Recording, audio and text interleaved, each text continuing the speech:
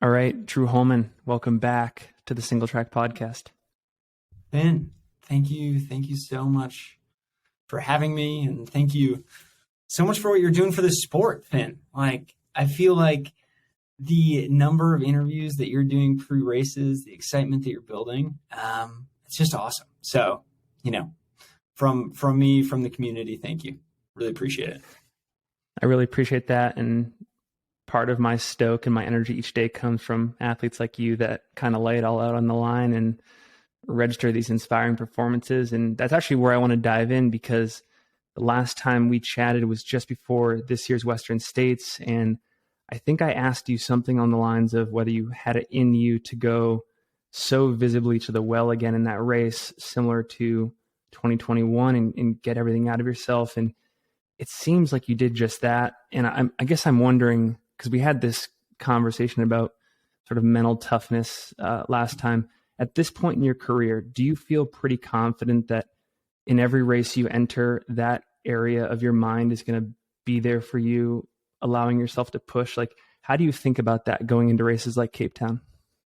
Yeah, great question, Finn. To be totally honest, I think that it's not so much that I'm able to get in that mindset at any moment and just be ready to go to the well, or kind of lay it all out there.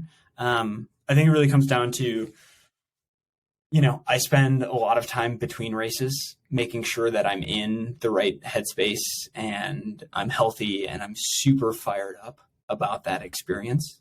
And so I think for me, it's more of giving myself the time after those sorts of Western States, digs to get excited about the sport, to get really, fired up about towing the line and racing and kind of tapping into that competitive spirit. And you'll notice I haven't raced since Western States. And so that's part of it is Western States happened. I felt super happy with the day that I had. I laid it all out there. The stomach held it together to mile 100.02. And then I started yakking in front of everyone on the track, which is a little embarrassing. But then I took a bunch of time off this summer, and I went off log for a while with David. So I stopped, kind of just took a step away from training. Had a ton of fun in Chamonix around the UTMB races, got super fired up. And so now, it's been 6 months and I'm super excited to go to that dark place and also kind of channel the energy of the Cape Town community and all the incredible things that I've heard about that race. And obviously the people that put on are fabulous as well. So super excited about that. I know this is mostly an episode about Cape Town, but I got to ask you one more thing about Western States. As a super fan of that race, as a fan of yours, you've had back-to-back great years there. Do you feel like you've gotten everything out of yourself at that race? Are you satisfied? Do you think you're going to go back in 2023? What's your thought process right now, if you're willing to share? I have had 2 incredible days at Western States. I feel so fortunate to have been able to experience everything that Western States is. 2021, was a huge learning lesson, and, put myself out there, and the body really paid the price at the end of that race. And so this year there was definitely more uncertainty going into the race.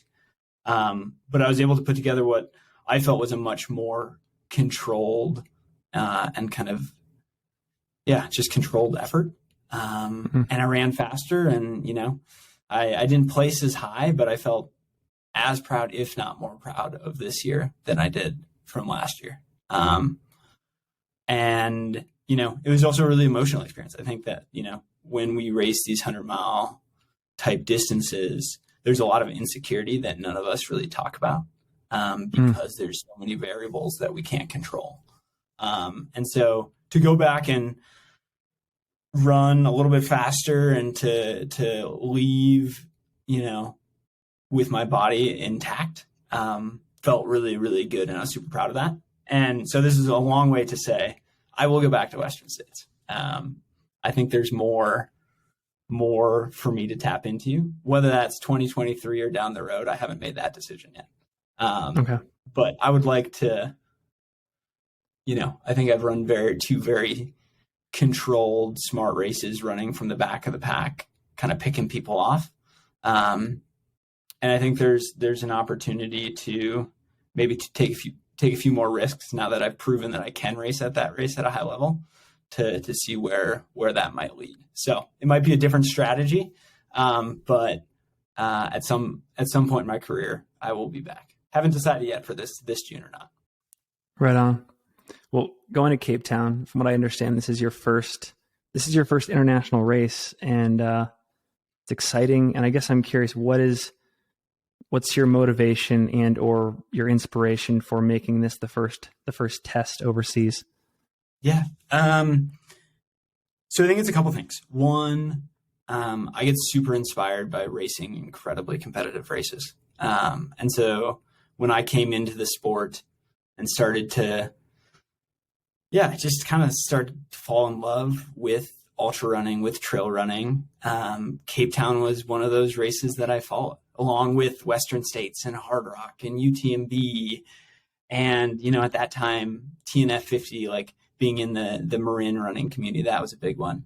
And I remember watching Cape Town and, like what an incredible place in the world to go to run an incredibly competitive race. And so the first part of it is just like, there's 10 to 20 guys that could all win that race. And some really big names, some really fun folks to race against. So I'm super excited about that. And then the second part is, Finn, I have literally not talked to anyone that has gone to this race that has not been like, oh my gosh, you have to go. And then I met Stu, the race director at Western States. He ran States, had a really awesome day, was super inspiring.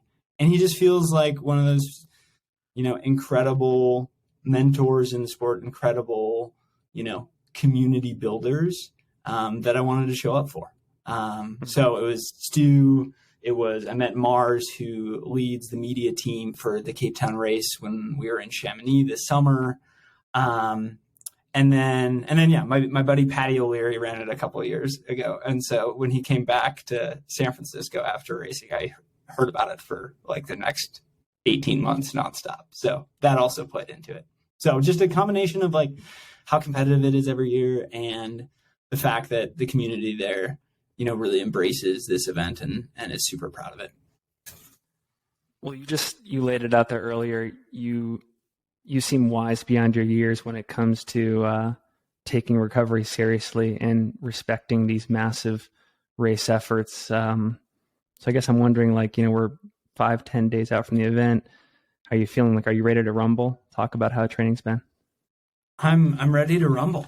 I've had a great training block here in Boulder. I think you've chatted with a bunch of the folks that I train with recently.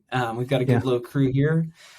So I do a lot of training and running with Matt Daniels and Seth Ruling and Adam Mary and David Roach. And so we've got a good little crew here that are keeping each other accountable and having a lot of fun doing it. And so coming back from being in France this year, I didn't race at all, but just was around the UTMB hype, got back and was super fired up to train, and the body stayed healthy. And, I don't do, hero training blocks, but it's been really consistent and it's been really good for me. So I'm super excited. And I think that I'm in a good place to, put myself out there. As we're watching the live coverage for this race, which I was just talking with Stu, it seems like it's going to be right on par with like what we saw at UTMB, et cetera. Are we going to see you out there at the front of the pack pushing the pace? Like, what are your goals for this race? How can we expect to see this race unfold for you if it's a good day? Yeah. I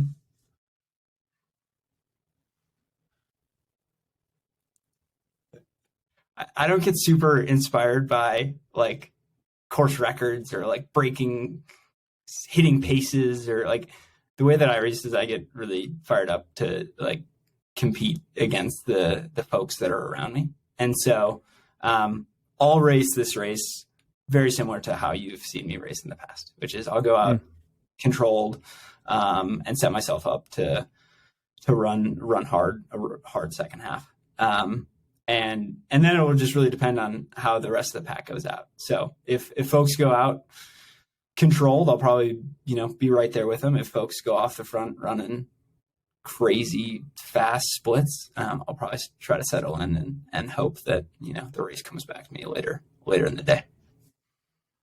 Last question for you. This is to appease all the gearheads out there. What shoes are you wearing on race day? Great question. My two favorite shoes right now. Obviously this is I'm sponsored by Nike, so this is heavily influenced. But I also have been running with them in their shoes forever. So I would probably be on this train anyway. But the Ultrafly is the shoe that I ran Western States in. It's a carbon plated proto that's going to be coming out to the broader public, I think this summer. And so I'm bringing those, and I'm bringing the Zagamas. So both ZoomX foam shoes, super responsive, super fun. And then I'll make a decision once I've run some of the trails a bit to decide whether I want something with a bit more structure and support in the Zagama, or something that's a little bit lighter, faster, in the Ultrafly. Awesome. Drew, cannot thank you enough for your time. Wishing you safe travels over to Cape Town.